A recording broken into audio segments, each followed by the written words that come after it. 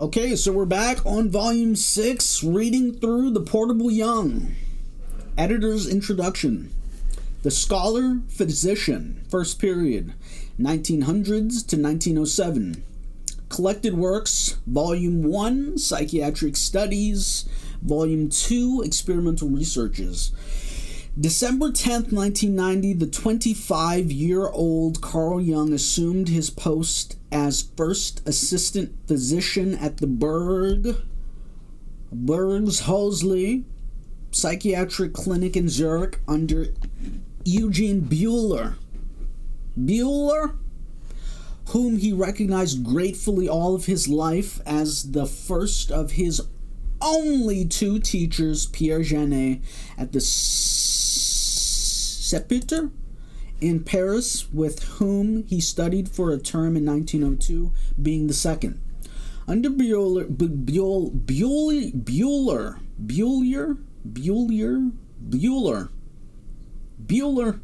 under Buehler, he completed in 1902 his doctoral dissertation on the psychology and pathology of so-called occult phenomenon. Volume 1, analyzing the medium and seances of his two-year adventure in the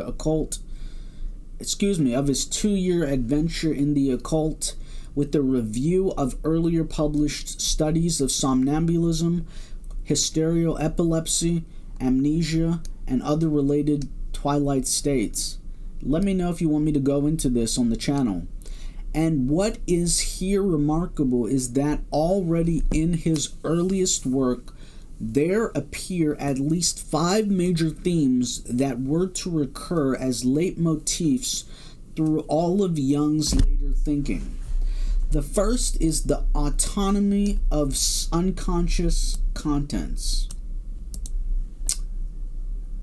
During states of semi-somnambulism or preoccupation, the autonomous elements may assume control, producing automatisms of various sorts. Hallucinatory visions, sensations, or voices.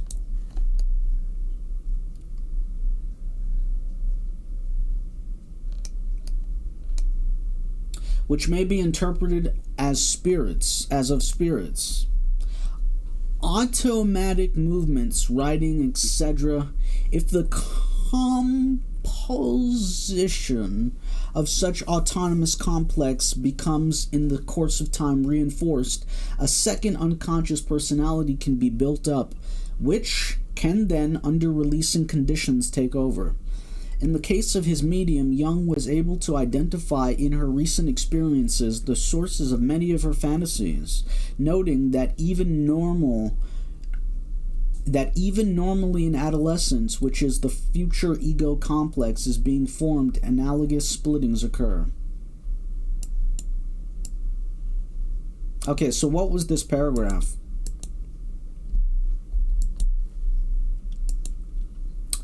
There are leitmotifs through all of Jung's later thinking. The first is the autonomy of unconscious psychic contents. So what does that mean? That means that the psychic contents of the unconscious have their own autonomy.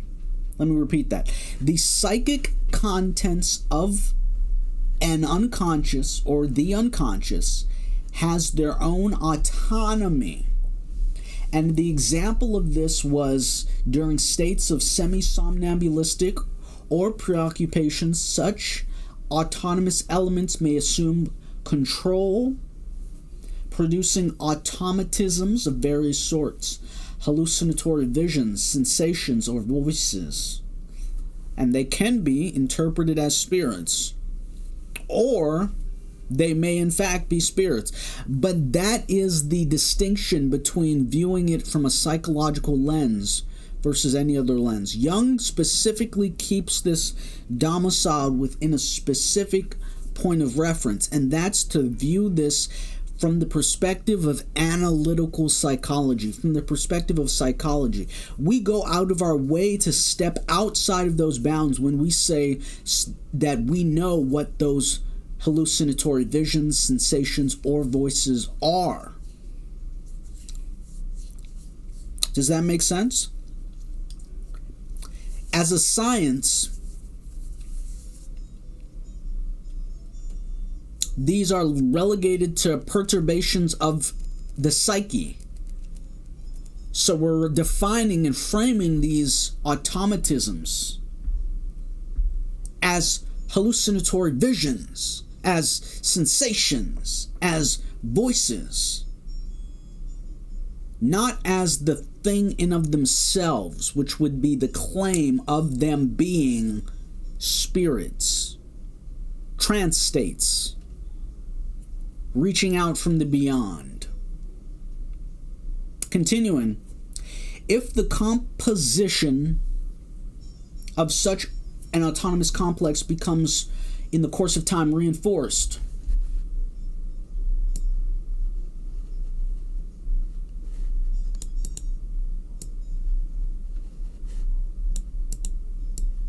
here, let's put if the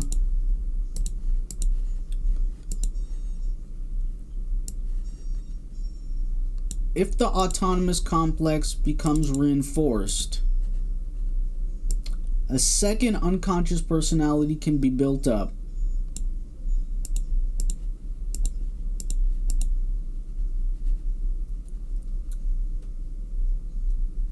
Which can then, under releasing conditions, take over.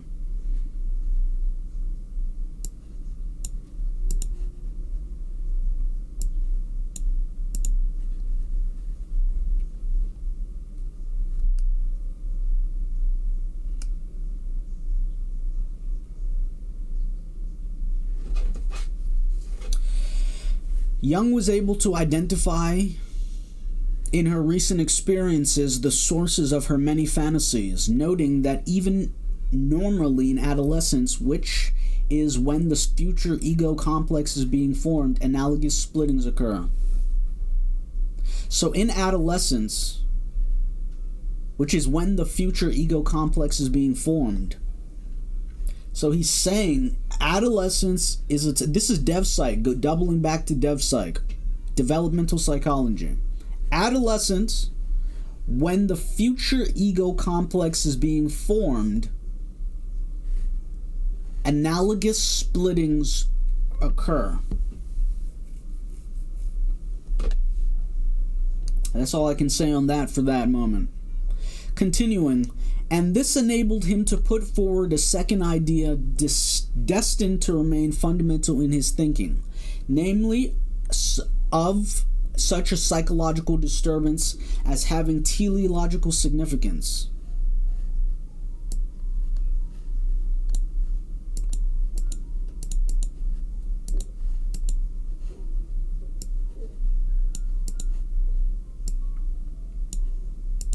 So this is crucial.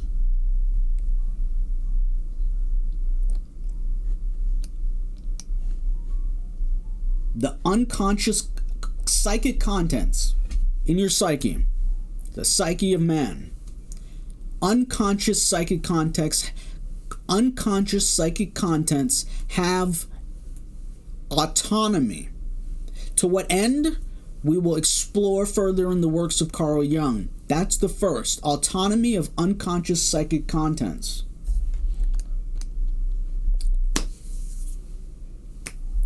And two, a psychological disturbance as having teleological significance. Okay, so picking back up, the second idea designed to remain fundamental in his thinking, namely of such a psychological disturbance as having teleological significance, i.e. as transitional under crisis, protective yet pointing forward, giving the individual who would otherwise inevitably succumb to threatening circumstances the means of victory.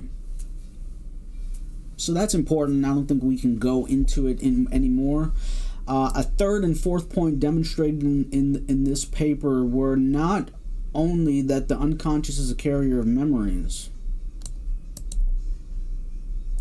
The unconscious is a carrier of memories lost to consciousness, but that is an intuiting agent of a receptivity far exceeding that of the conscious mind.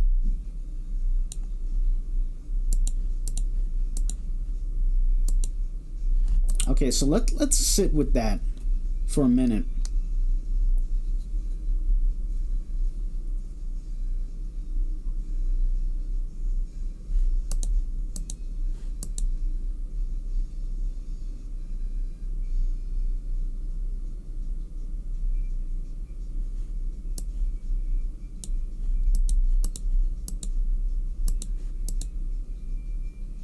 I'm pausing on this because I'm getting like, okay, a third and a fourth point demonstrated in this paper were not only that the unconscious is a carrier of memories lost to consciousness. The unconscious is a carrier of memories lost to consciousness. Yes. But that it is also an intuiting agent of a receptivity far exceeding that of the conscious mind. That is a huge, huge point. The unconscious is a carrier of memories lost to consciousness. Okay? That's the personal unconscious and the collective unconscious. But the unconscious is also an intuiting agent. An intuiting agent of a receptivity far exceeding that of the conscious mind, because everything that will once become conscious has been contained within the unconscious beforehand. Does that make sense? Leave a comment. Okay, so to continue, this is deep, but we'll get into it later as we start roaming through the collected works. To which later point Jung quoted the French psychiatrist Alfred Binet to the effect that, according to his calculations, the unconscious sensibility of the hysterical patient is at certain moments 50 times more acute than that of a normal person. Finally, Jung remarked in this first paper of his long career that a curious mythological concept of a cosmos, which the young medium one day brought forth with joyful face as having been revealed to her by spirits,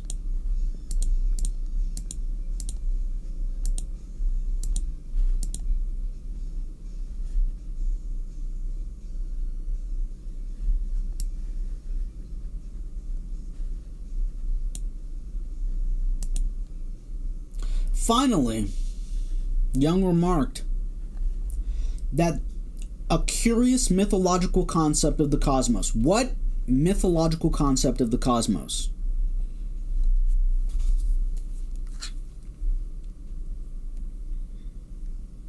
We might have to double back into my Audible.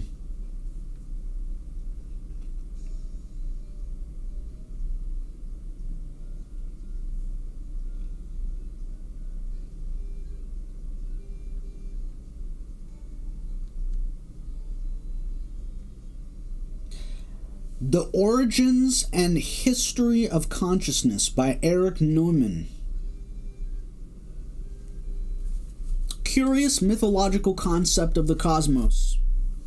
Curious mythological concept of the cosmos resembled other occult systems scattered about in works to which this girl would have had no access. Constructed of fragmentary components received from various identifiable sources, her system had been put together below or beyond the field of her conscious mind and presented to her as an image already formed.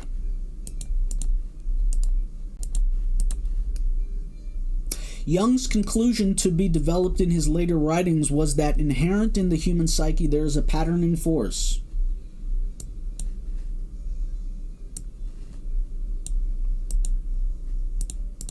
Inherent in the human psyche, a patterning force which may at various times, we're going to have to end this and pick this back up. We have a 15-minute hard cut.